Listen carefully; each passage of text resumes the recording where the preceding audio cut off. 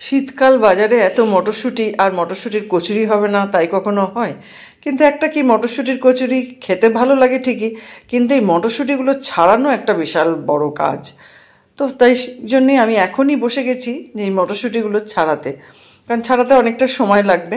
সেই জন্য আজকে আমি মটরশুঁটিটা ছাড়িয়ে রাখবো, তারপর কালকে করব কচুরিটা। তাহলে চলুন, সঙ্গে থাকুন। বন্ধুরা, সংসারের রীতিকথায় সবাইকে স্বাগত জানিয়ে আমি তনুশ্রী চলে এসেছি নতুন একটা রেসিপি নিয়ে। এখন তো শীতকাল, আর শীতকালে মটরশুঁটির কচুরি হবে না এটা তো হয় না। সারা বছর অন্য কচুরি খেলেও শীতকালে কিন্তু মটরশুঁটির কচুরিটা খেতে ভালো লাগে। তাহলে চলুন, সঙ্গে থাকুন, দেখতে থাকুন আমি কিভাবে মটরশুঁটির কচুরিটা এত সহজে, এত সুন্দর, সুস্বাদুভাবে করে দেখাই। মটরশুঁটিগুলো তো ছাড়ানো হয়ে গেল, তবে হ্যাঁ, এখানে একটা কথা বলে রাখি, এই মটরশুঁটিগুলো কিন্তু আমি ছাড়াইনি, কারণ এই কাজটা আমার একদম ভালো লাগে না। মটরশুঁটিগুলো আমি ছাড়ানো করেছিলাম আমার হাজব্যান্ডকে দিয়ে।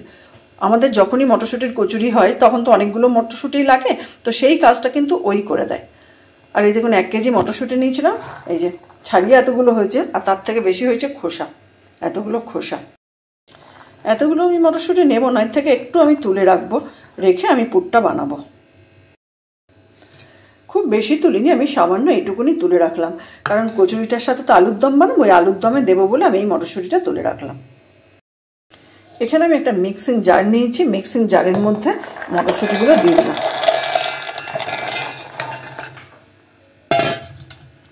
আপনারা যদি বেশি ঝাল খান তাহলে কিন্তু 2টো কাঁচা লঙ্কা দেবেন।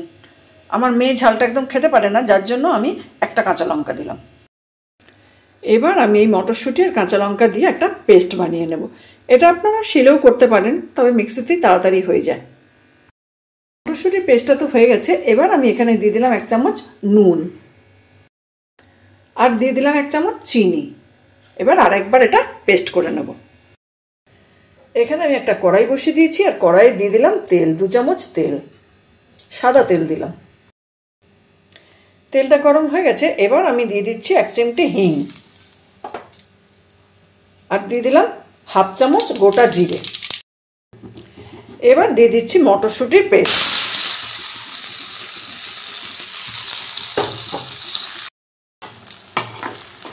এরপর আমি ভালো করে নাড়াচাড়া করে নেব, শুকনো শুকনো করে ভাজতে হবে।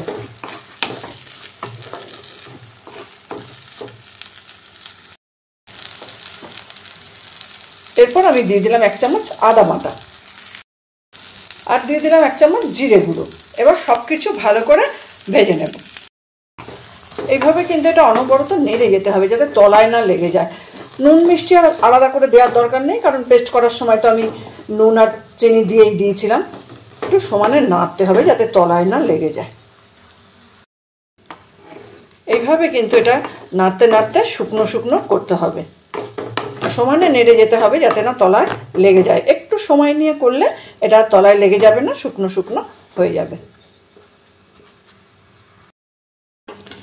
এরপর আমি দিয়ে দেবো 2 চামচ ভাজা মশলার গুঁড়ো। এই ভাজা মশলার গুঁড়োটা আমি ধনে, জিরে, শুকনো লঙ্কা সব একসঙ্গে ভেজে, শুকনো ভেজে গুঁড়ো করে দিয়েছি। এটা এবার 2 চামচ দিয়ে দেবো। এবার যে ভাজা মশলাটা দিলাম সেটা একটু ভালো করে মিশিয়ে নেব।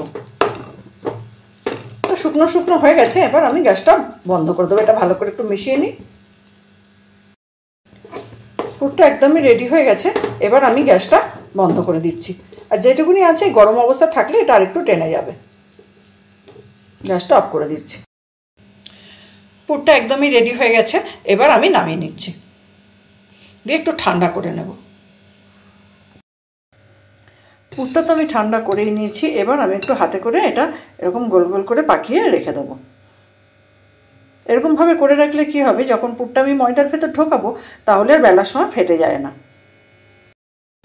এখানে আমি নিয়েছি পরিমাণ মতো ময়দা, দিয়ে দিলাম 1 চামচ নুন, আর দিয়ে দিচ্ছি ময়নের জন্য 2 চামচ তেল, রিফাইন্ড তেল। এবার শুকনো উপকরণগুলো ভালো করে হাতে করে মেখে নেব।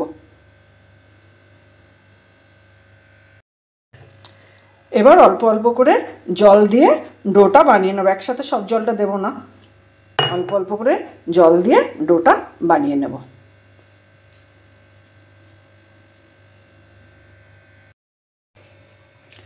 ময়দাটা তো মাখা হয়ে গেছে, এবার এটা উপরে একটু তেল দিয়ে ঢাকা দিয়ে রেখে দেবো।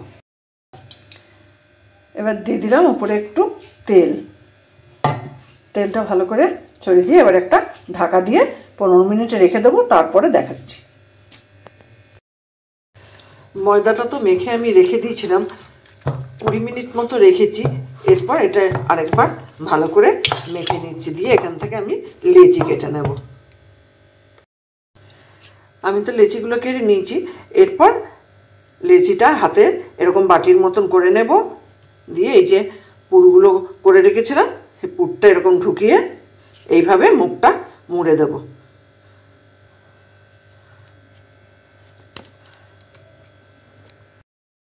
আবারও একটা করে দেখাচ্ছি। এইভাবে বাটির মতন করে নিলাম, তারপরে এই যে ভেতরে পুরটা দিলাম, দিয়ে এরকমভাবে মুখটা মুড়ে দিলাম। আর এই যে আমি এরকম গোল গোল করে রেখেছিলাম, এইগুলো করে রাখার জন্য কি হবে, এটা কিন্তু বেলার সময় বেরিয়ে যাবে না। এইভাবে আমি সব লেচিগুলোর মধ্যে পুর ঢুকিয়ে নেব।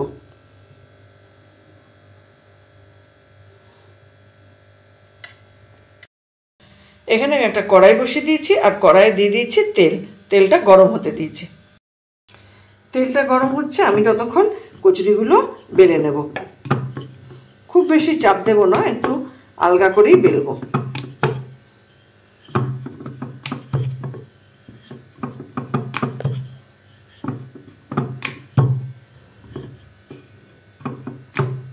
এই যে এইভাবে আমি সব কচুরিগুলো বেলে নেব। আবারও একটা ওইভাবে একই রকম করে বেলে নেব।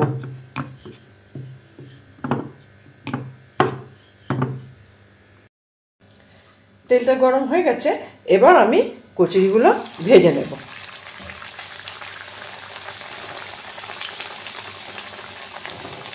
এবার উল্টে পাল্টে ভেজে নিতে হবে।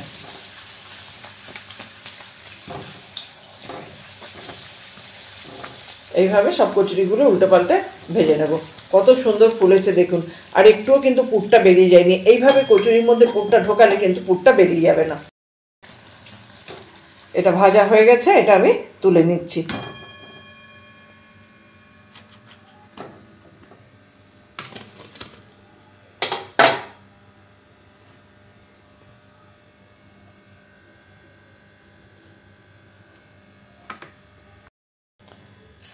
একই রকম ভাবে আবারও একটা ভেজে নিচ্ছি।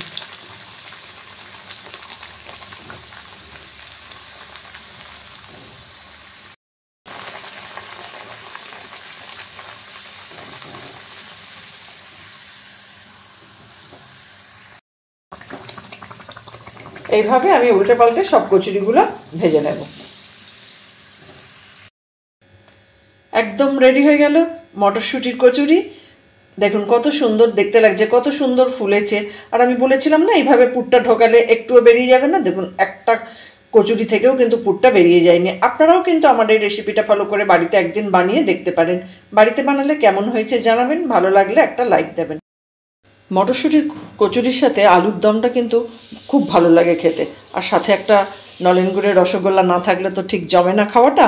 তাই আর দেরি না করে খাওয়াটা শুরু করে দিই।